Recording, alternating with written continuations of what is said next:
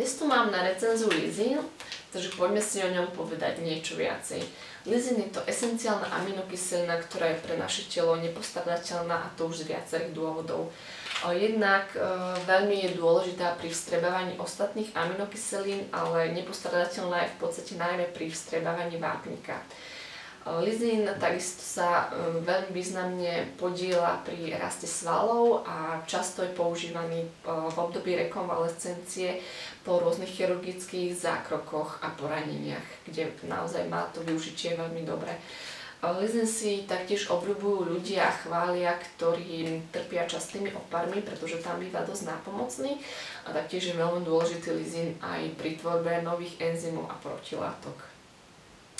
Prirodzene sa lizín nachádza napríklad v parmezáne, v hovädzom a bravčovom mäse, pšeničných otrubách alebo v strukovinách. A čo sa týka dávkovania lizínu, tak dávka je stanovená na 1 gram. Samozrejme s tým dávkovaním sa dá hýbať, a to napríklad v závislosti od hmotnosti jedinca, keďže iné dávkovanie je vhodné pre 50-kilovú ženu a 100-kilový muž bude samozrejme potrebovať väčšie dávkovanie, a takisto záleží aj napríklad od závažnosti nejakého poranenia, ak chcete lizín využívať, teda ako som už spomínala, v období rekonvalescencie.